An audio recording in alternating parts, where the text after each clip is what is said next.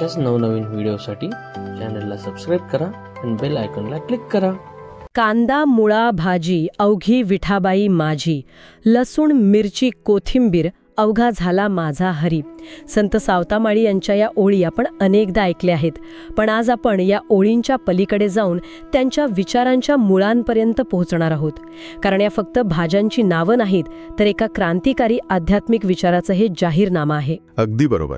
आणि आजच्या आपल्या या चर्चेचा उद्देश काम हीच पूजा या सुप्रसिद्ध विचाराची फक्त उजळणी करणं नाहीये, तर 13व्या शतकात जेव्हा धर्माची आणि परमार्थाची व्याख्या एका विशिष्ट चौकटीत बंद होती, तेव्हा एका सामान्य शेतकऱ्याने ती चौकट मोडून आपलं शेतच पंढरपूर कसं बनवलं हे समजून घेणं आहे. म्हणजे आपण हे शोधणार आहोत की सावता महाराजांनी केवळ कर्मयोग सांगितला नाही, तर त्यांनी पवित्र आणि अपवित्र, काम आणि भक्ती यांच्यातल्या भिंतीच तोडून टाकल्या.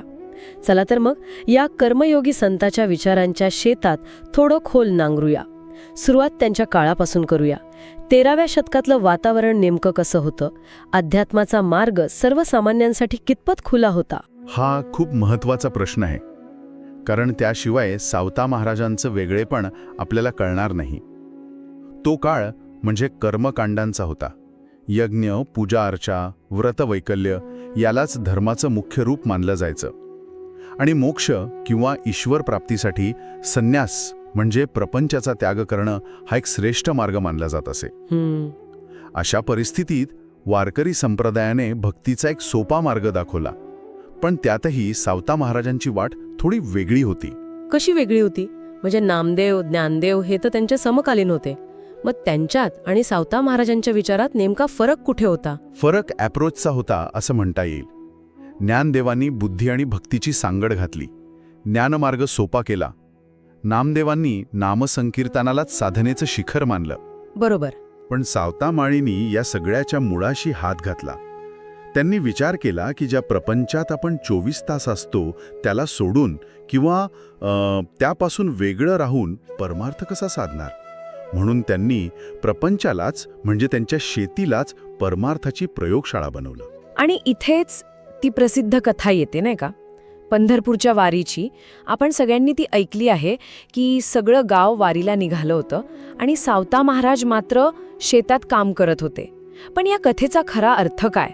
हा फक्त कामाचा मोठेपणा सांगणारा प्रसंग आहे की त्यामागे आणखी काही खोल दडलंय? या कथेचे अनेक स्तर आहेत.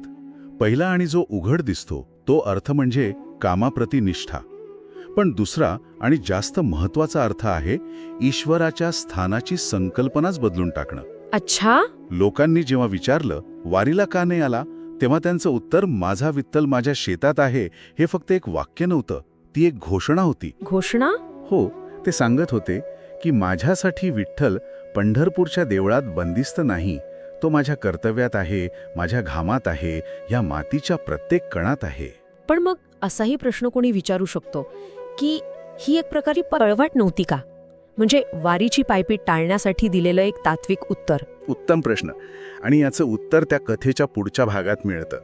असं म्हणतात की त्या दिवशी विठ्ठल स्वतः सावता महाराजांच्या रूपात पंढरपूरच्या मंदिरात त्यांच्या वतीने उभा राहिला. बापरे. आणि इकडे त्यांच्या शेतात प्रत्यक्ष विठ्ठलाने येऊन त्यांना कामात मदत केली. ही कथा चमत्कार म्हणून पाहण्यापेक्षा एक रूपक म्हणून पाहिली पाहिजे. याचा अर्थ असा की जेव्हा तुम्ही तुमचं काम इतक्या प्रामाणिकपणे आणि तल्लीनतेने करता की त्यात आणि प्रार्थनेत फरकच उरत नाही, तेव्हा देव आणि तुमच्यातलं अंतर मिटून जातं. वा, म्हणजे देव तुमच्या कामात सहभागी होतो. ही कल्पनाच किती सुंदर आहे. हीच भावना त्यांच्या अभंगांमधून पण व्यक्त होते का? आपण सुरुवातीला जो अभंग ऐकला, कांदा मुळा भाजी, त्यात ते भाज्यांमध्ये विठ्ठलाला पाहतात. हो. आणि तो अभंग म्हणजे त्यांच्या तत्वज्ञानाचं सार आहे. लसूण मिरची कोथिंबीर अवघा झाला माझा हरी. विचार करा, लसूण मिरचीसारख्या अत्यंत सामान्य रोजच्या वापरातल्या गोष्टींमध्ये त्यांना हरी दिसतोय. अगदी.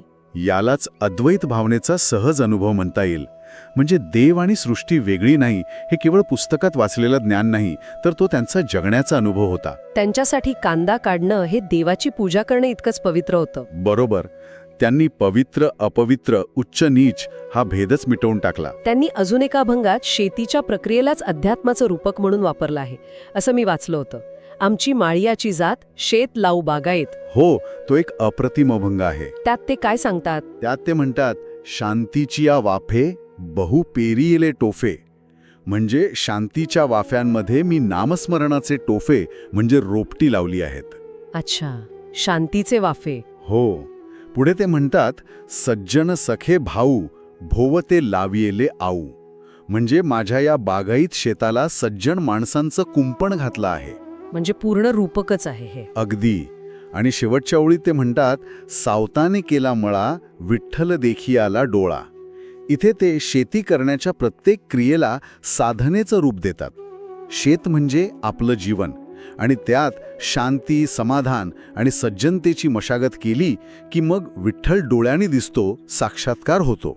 म्हणजे हे केवळ वर्क इज वर्शिप नाही, हे तर work is the complete path to enlightenment असं काहीतरी आहे. आणि म्हणूनच संत नामदेवांनी त्यांना एक विशेष पदवी दिली होती, कर्मातला ब्रह्मज्ञानी. हा शब्द खूप वजनदार वाटतो. याचा नेमका अर्थ काय? खूपच वजनदार शब्द आहे, ब्रह्मज्ञानी. म्हणजे ज्याला ब्रह्माचं, परमतत्वाचं ज्ञान झालं आहे, जो आत्मज्ञानी आहे. साधारणपणे असा ज्ञानी आपल्याला कसा आठवतो? तर हिमालयात तपश्चर्या करणारा योगी किंवा ग्रंथांचा अभ्यास करणारा विद्वान. बरोबर. पण नामदेव महाराज त्यांच्या पुढे एक शब्द लावतात, कर्मातला. याचा अर्थ ज्याला हे ब्रह्माचं ज्ञान कुठे गुहेत किंवा ग्रंथात नाही, तर प्रत्यक्ष कर्म करताना, शेतात राबताना झालं. म्हणजे त्यांचं ज्ञान हे कोरडं पुस्तकी नव्हतं, ते अनुभवातून, घामातून आलेलं होतं. ही गोष्ट तर अध्यात्माच्या पारंपरिक संकल्पनेलाच धक्का देणारी आहे. एक शेतकरी त्याच्या कामात इतका रमून जातो की तो ज्ञानाच्या त्या सर्वोच्च अवस्थेला पोचतो. अगदी बरोबर. म्हणूनच ही पदवी म्हणजे सावता महाराजांच्या संपूर्ण जीवन कार्याला दिलेली सगळ्यात मोठी पोचपावती आहे. हे अध्यात्माचं लोकशाहीकरण आहे असं म्हणायला हरकत नाही. लोकशाहीकरण. हो. ते सांगतात की परमार्थाची मक्तेदारी कोणा एका वर्गाची नाही. कोणताही सामान्य माणूस, मग तो शेतकरी असो, सुतार असो किंवा कोणीही, आपलं काम प्रामाणिकपणे करून ती अवस्था गाठू शकतो. आणि हीच गोष्ट त्यांना गृहस्थ संत म्हणून अधिक महत्त्वाचं ठरवते. त्यांनी संसार सोडला नाही, उलट संसारालाच साधनेचं माध्यम बनवलं. संसार सोडू नका, संसार पवित्र करा, हा त्यांचा संदेश आजच्या काळात किती महत्त्वाचा वाटतो. खूप जास्त. कारण आज अनेकांना वाटतं की नोकरी व्यवसायाच्या धावपळीत देवधर्म करायला वेळच मिळत नाही. सावता महाराज यावर उत्तर देतात. ते म्हणतात, तुम्हाला वेगळा वेळ काढायची गरजच नाही. तुमचं कामच तुमची साधना. हो, तुमची नोकरी, तुमचं काम हेच तुमचं जपतप आहे. फक्त ते करताना तुमची भावना काय आहे हे महत्त्वाचं आहे. ते काम देवासाठीच करत आहात या भावनेने केलं की तेच अध्यात्म आहे. म्हणजे कामाकडे बघण्याचा दृष्टिकोनच बदलायला हवा. काम हे ओझं नाही, तर ती एक संधी आहे. पण हे आचरणात आणणं खरंच अवघड असेल.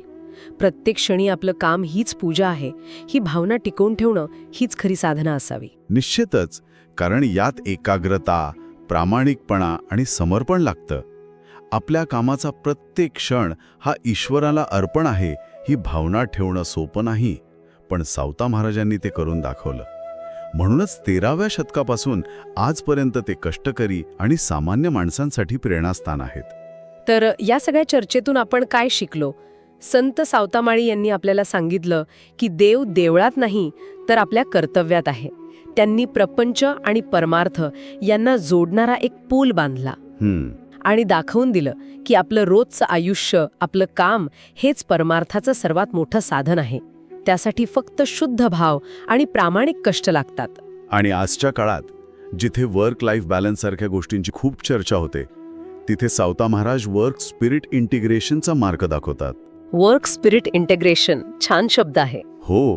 म्हणजे काम आणि अध्यात्म यांना वेगळं न पाहता त्यांना एकत्र आणून जीवन कसं समृद्ध करता येईल याचा वस्तुपाठ त्यांनी घालून दिलाय.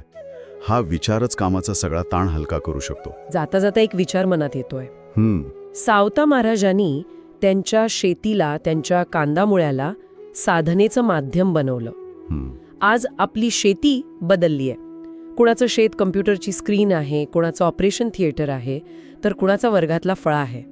या आधुनिक शेतांमध्ये आपण सावता महाराजांचा कर्मयोग कसा आणू शकतो? आपल्या कामातल्या लसूण, मिरची, कोथिंबीरमध्ये आपण हरी कसा शोधू शकतो?